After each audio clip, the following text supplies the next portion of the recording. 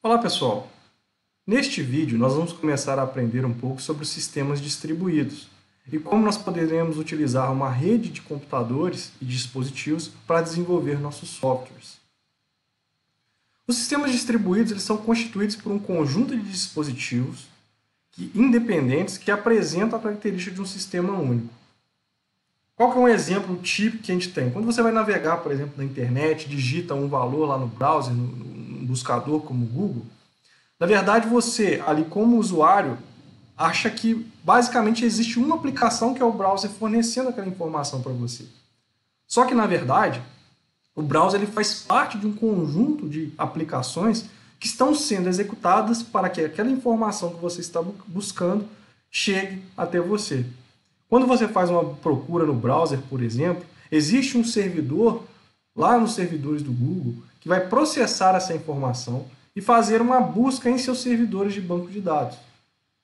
Com isso, o usuário não entende que existe todo esse conjunto de programas e aplicativos que se comunicam entre si para promover uma funcionalidade. O sistema ele parece coerente e único, porque você não entende que existe toda essa gama de aplicações. Mas a utilização dos sistemas distribuídos ela possibilitou então a distribuição, dessas tarefas, a segmentação dessas funcionalidades, de maneira que muitas aplicações passaram a ser possíveis.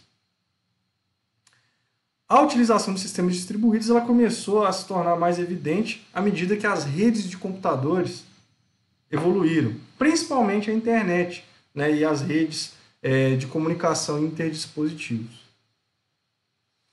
Algumas das tecnologias que possibilitaram esse avanço, eu listo aqui, como a rede Ethernet cabeada, a rede Wi-Fi, aí existem alguns protocolos proprietários, como o Profinet, o próprio Zigbee, que é uma rede muito utilizada em sensores, Bluetooth, que permite normalmente comunicação de dois dispositivos ponto a ponto, o Modbus, que é um protocolo que a gente vai ver. Então, existe um conjunto de redes que possibilitam a comunicação entre dispositivos. A gente vai fazer aqui, no nosso curso, a gente vai estudar um pouquinho da rede Ethernet, utilizando a API Socket, vamos fazer na aula de hoje. Também vamos ver mais ao final do curso o protocolo Modbus, que é muito utilizado para a comunicação com os CLPs, que são dispositivos comumente utilizados na indústria para controle de processos.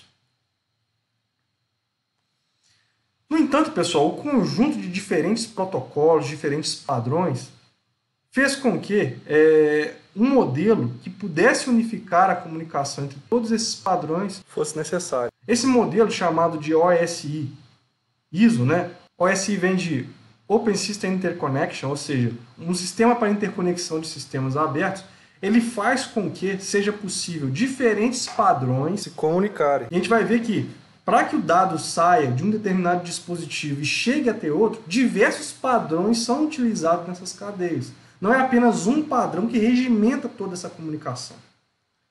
O modelo OSI, ele basicamente dividiu todo esse processo de comunicação em um conjunto de camadas, de maneira que uma camada seja compatível com a outra. Quando uma mensagem é enviada de um dispositivo para o outro, na verdade o que acontece é que existem vários protocolos sendo utilizados para garantir que aquela mensagem saia com qualidade do destinatário e chegue ao remetente. Essas várias camadas elas podem ser divididas a nível de funcionalidade, ou seja, cada uma delas possui uma função específica para que o tráfego de informações de uma ponta até outra possa ocorrer. A camada física, por exemplo, ela reúne um conjunto de padrões que permite a comunicação física entre dois dispositivos. Por exemplo, os cabos, os conectores, os níveis de tensão, todos esses padrões são definidos na camada física. A camada de enlace ela tem, dentre outras funcionalidades, o endereçamento físico de uma rede. Por exemplo, o protocolo MAC, todos os computadores, dispositivos possuem um MAC address, que é o endereço físico daquele dispositivo, que permite que ele seja encontrado ali numa rede local. A camada de rede, por sua vez, ela define questões como roteamento lógico. Então, por exemplo, o endereço IP de um determinado dispositivo ou computador, ele é definido através aqui de protocolos da camada de rede, que não apenas define os endereços, mas também apresenta mecanismos em uma rede lógica para que as mensagens saiam do destinatário e cheguem até o remetente. A camada de transporte ela apresenta outros padrões, como o TCP e o UDP, que vão regimentar a forma com que dois dispositivos se conectam, se a comunicação vai ser orientada à conexão ou não. As três últimas camadas aí já são protocolos de nível superior, como por exemplo o protocolo HTTP, que informa como as mensagens vão ser encapsuladas e desencapsuladas de um lado para o outro. Tá certo, pessoal? Então, na prática, o que a gente tem aqui, esse conjunto de camadas, é que para cada uma dessas camadas a gente tem um conjunto de protocolos. Mas o modelo OSI permite que protocolos diferentes, padrões diferentes, façam parte de uma mesma estrutura. Quer ver um exemplo disso? Você pode conectar o seu computador via cabo ou via wireless. E da mesma maneira, você consegue utilizar toda a pilha de protocolos assim. Por exemplo, você consegue utilizar o protocolo HTTP, você consegue navegar na internet da mesma maneira como usuário. E por que isso é possível? Porque existe uma padronização entre as camadas inferiores. Apesar de, por exemplo, no caso da rede cabeada e a rede Wi-Fi não se comunicar, não serem o mesmo padrão físico, mas esse padrão físico da Wi-Fi e da rede cabeada, eles foram concebidos, aqui para que a comunicação da camada de enlace com a de rede, da de rede com a de transporte ocorra da mesma maneira. E aí, mesmo que com protocolos diferentes aqui nessas camadas, a forma de entrar e de sair dados, ela é padronizada. Tá legal? Dentro ainda do modelo OSI, existe o que nós chamamos de pilha TCP/IP. A pilha TCP/IP nada mais é que um conjunto aí mais específico de protocolos que permite a comunicação entre dois dispositivos. Então, na pilha TCP/IP, que é uma das mais utilizadas, você tem um conjunto aqui de protocolos já padronizados que vão fazer parte de cada uma das camadas. Então, utilizando a pilha TCP/IP, é um conjunto reduzido de protocolos dentro do modelo OSI que permite a interconexão de dois computadores ou dispositivos. Tá certo?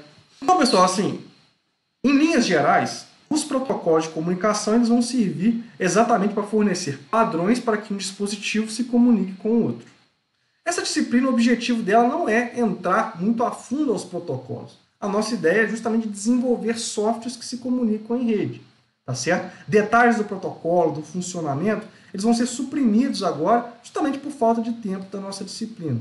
No entanto, para a gente poder desenvolver o nosso software, nós temos que estar ciente de alguns padrões arquiteturais.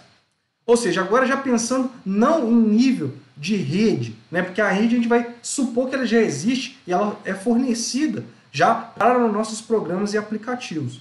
Agora nós vamos pensar um pouquinho sobre como nós podemos arquitetar o nosso sistema distribuído, ou seja, o nosso conjunto de dispositivos, de softwares, para que eles se comuniquem. Aí existem vários padrões possíveis. Tá? Um dos padrões mais utilizados é o padrão cliente-servidor.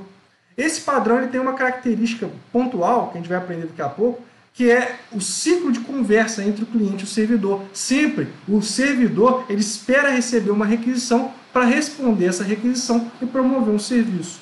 Existem outros padrões, como por exemplo o Publisher-Subscriber, onde existem tópicos de mensagens, por exemplo, onde os publicadores são os responsáveis por produzir informações e os subscribers eles são responsáveis por consumir essas informações. É um outro padrão. Existe ainda a transferência representacional de estado, ou padrão REST, que é baseado fortemente no protocolo HTTP, onde a troca de informações ela é feita por meio de requisições REST.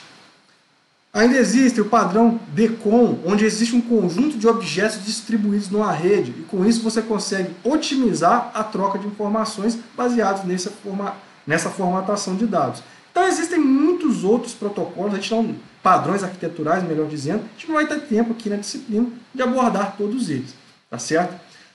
Aqui na disciplina nós vamos abordar especificamente o padrão cliente-servidor. A gente vai vê-lo sobre duas óticas. Primeiramente agora, utilizando a API Socket para implementar um serviço, um programa, uma aplicação distribuída cliente-servidor, e depois um pouquinho à frente nós vamos utilizar o protocolo Modbus, que também funciona segundo essa arquitetura.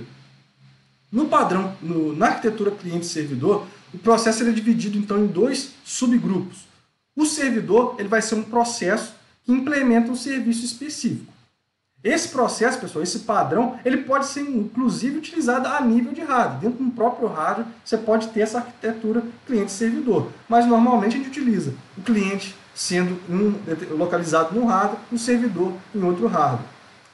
Então, o servidor ele vai implementar um determinado serviço, como por exemplo, processamento de dados, armazenamento de alguma coisa, busca de informações.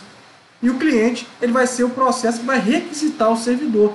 Então ele vai criar uma requisição, o servidor vai processar essa requisição e vai devolver uma resposta para o cliente, sempre nessa dinâmica. Ou seja, o cliente faz a requisição, o servidor processa a requisição e envia uma resposta. No padrão arquitetural cliente-servidor, nunca o servidor inicia a comunicação. A comunicação é sempre iniciada por parte do cliente, que vai pedir um determinado conjunto de informações, serão processados pelo servidor e este vai devolver como uma resposta. Uma das formas de se implementar, uma das formas mais simples de se implementar a arquitetura cliente-servidor é através da API Socket. API Socket, API significa Application Programming Interface, ou seja, uma interface para programação de aplicações. Ela é uma forma que o sistema operacional possui de disponibilizar ali os recursos de rede para um determinado software. Então foi uma das primeiras formas de desenvolver aplicações distribuídas. E esses programas baseados na API Socket normalmente eles são cliente-servidor. Aqui existe a dinâmica básica, A gente tem o cliente, basicamente ele vai requisitar ao servidor uma determinada informação, e o servidor vai devolver essa informação. Utilizando a API Socket no modo TCP, que é o que a gente vai fazer aqui no curso, ou seja, utilizá-la através da orientação à conexão, existem basicamente algumas primitivas de conexão que nós teremos que utilizar. Dentre essas primitivas, a gente vai seguir exatamente essa linha temporal.